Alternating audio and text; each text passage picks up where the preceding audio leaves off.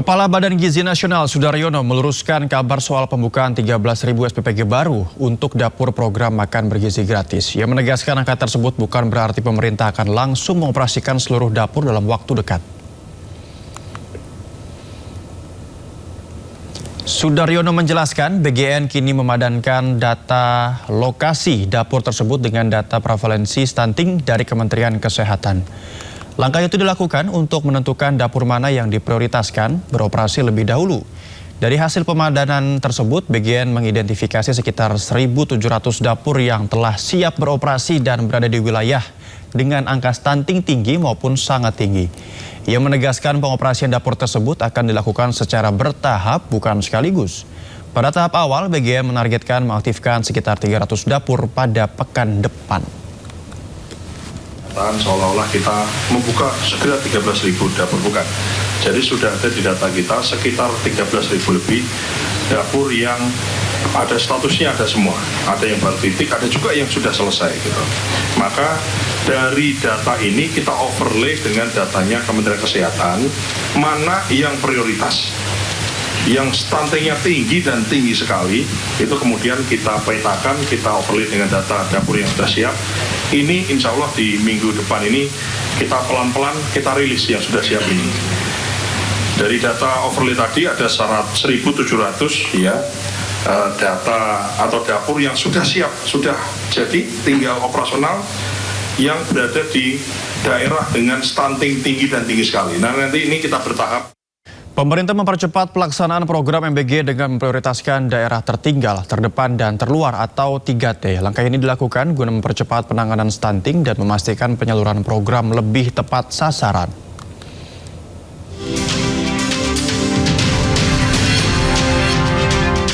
Dalam rapat koordinasi lintas kementerian, pemerintah targetkan penyelesaian dan pembenahan pelaksanaan program makan bergizi gratis di wilayah tertinggal, terdepan, dan terluar atau 3T, meliputi Papua, Nusa Tenggara Timur, dan Maluku dalam waktu 1 minggu. Selain mempercepat layanan di wilayah 3T, pemerintah juga hampir merampungkan integrasi data penerima manfaat dari sejumlah kementerian dan lembaga sebagai dasar penyaluran program. Sementara itu, sekitar 13.000 titik SPPG di luar wilayah 3T akan diselesaikan secara bertahap dalam waktu sekitar 2 bulan. Selain memprioritaskan wilayah 3T, pemerintah juga fokuskan program bagi ibu hamil, ibu menyusui, dan balita, sehingga jumlah penerima manfaat program MBG tahun depan bisa mencapai sekitar 63 juta orang. Kendati demikian, angka tersebut belum final karena masih dalam proses pendataan. Ada jangka pendek itu 1 bulan, harus ada yang kita selesaikan, terutama SPPG yang di daerah 3T, yaitu Papua, NTT, dan Maluku. Yang paling berhak, banyak stunting dan seterusnya. Kami tadi sudah menyelesaikan, sudah rapat hari ini memutuskan yang 3T akan selesai dalam minggu ini. Karena minggu lalu kita rapat 1 bulan, ternyata dalam 1 minggu ini insya Allah bisa kita selesaikan yang 3T. Jadi sempat ramai Pak Menko ada pernyataan seolah-olah kita membuka segera 13.000 dapur, bukan. Jadi sudah ada di data kita sekitar 13.000 lebih dapur yang ada statusnya, ada semua. Ada yang baru titik, ada juga yang sudah selesai gitu. Maka dari data ini kita overlay dengan datanya Kementerian Kesehatan, mana yang prioritas. Yang stuntingnya tinggi dan tinggi sekali, itu kemudian kita petakan, kita overlay dengan data dapur yang sudah siap. Ini insya Allah di minggu depan ini kita pelan-pelan kita rilis yang sudah siap ini.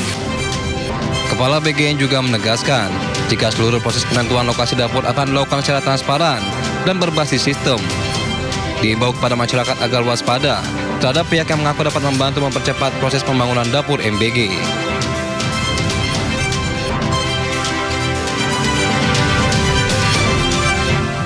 Presiden Prabowo Subianto di hadapan 150 riset dari Badan Riset dan Inovasi Nasional atau BRIN menegaskan bahwa riset dan inovasi merupakan investasi jangka panjang bagi sebuah negara. Oleh sebab itu, Presiden menegaskan bahwa penguasaan sains dan teknologi merupakan salah satu faktor kunci dalam menentukan kemajuan bangsa. Menurutnya negara yang mampu mengembangkan dan menguasai kedua bidang tersebut akan melaju dengan pesat. Terlebih lagi, sains, inovasi dan teknologi dan juga pendidikan menjadi kunci dan fondasi dalam pilar pembangunan nasional. Untuk itu, Presiden meminta semua pihak untuk berkomitmen kuat dalam menempatkan riset dan inovasi menjadi penggerak utama menuju Indonesia Emas 2045. Tapi ini investasi jangka panjang. Kita koreksi diri kita sebagai bangsa. Investasi kita di bidang research dan development sangat sedikit. Jauh dari yang seharusnya. Ini koreksi kita. Ya. Dan juga ke depan kita akan berusaha memperbaiki itu. Ya. Untuk itu tentunya kita perlu dana. Dana itu kita cari. Dana itu dari mana? Dari penghematan hal-hal korup, praktek-praktek koruptif. Kepala Badan Riset dan Inovasi Nasional Arief Satria mengaku diminta Presiden Prabowo Subianto untuk mengkaji dampak implementasi mandatori biodiesel campuran sebesar 60 hingga 100% dari bahan nabati. Tidak hanya itu, BRIN juga diminta mengkaji implementasi campuran bensin dan etanol sebesar 30 hingga 100%. Saat ini implementasi bensin campuran bahan nabati baru B50 untuk jenis solar. Sedangkan untuk jenis bensin baru mencapai pencampuran 5% etanol ke dalam bensin. Nah, kemudian juga kembali soal energi tadi, kita diminta untuk mengkaji apa implikasi kalau kita terapkan B60, apa implikasi kalau kita terapkan B100, kemudian bagaimana kalau E30 ya, karena Brazil sudah sampai E100.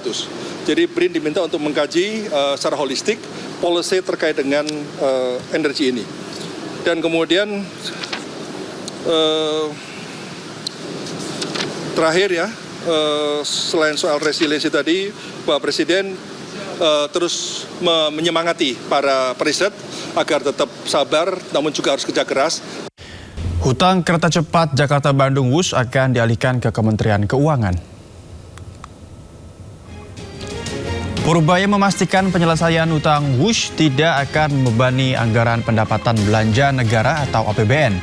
Pengelolaan utang akan ditarik ke Kemenko dengan dikelola melalui Special Mission Vehicles atau SMV milik Kemenko. Purbaya juga menjelaskan kepemilikan PT Kereta Cepat Indonesia Cina atau KCIC nantinya tidak lagi berada di bawah PT Kereta Api Indonesia, melainkan dialihkan di bawah koordinasi Kementerian Keuangan. Dialihkan Kemenko dikelola saya semuanya KCIC itu, tapi nanti akan kita pakai salah satu tangan BUMN SMV fiskal kita untuk mengelola itu. Kita kan punya banyak juga, ada SMB, ada ini, ada lain-lain. Jadi nggak langsung jadi tanggung jawab APBN. Jadi walaupun oleh pemerintah tidak akan membebani APBN. Kepemilikannya KCIC nanti di mana Pak? Saya. Oh, berarti bukan di bawah KAI lagi? Pak, berarti nanti Menteri Koordinator Bidang Pangan Zulkifli Hasan mengatakan jumlah penerima makan bergizi gratis diperkirakan menyasar sekitar 63 juta orang pada 2027 setelah pemfokusan ulang atau refocusing tujuan program. Menurut Zulhas, program MBG akan difokuskan untuk daerah 3T dengan prevalensi stunting tinggi. Program juga akan difokuskan untuk kelompok ibu hamil, ibu menyusui, dan balita. Selain itu, Zulhas menyebut pondok pesantren dengan kapasitas minimal 1.000 santri akan diperbolehkan mengelola dapur MBG sendiri. Namun dia menekankan dapur MBG yang didirikan harus memenuhi standar SPPG dan sertifikat layak higien sanitasi.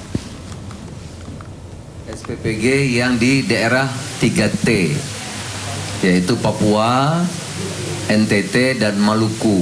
Yang paling berhak, banyak stunting dan seterusnya. Kami tadi sudah menyelesaikan, rapat hari ini memutuskan yang 3T akan selesai dalam minggu ini. Karena minggu lalu kita rapat 1 bulan, ternyata dalam 1 minggu ini insya Allah bisa kita selesaikan yang 3T.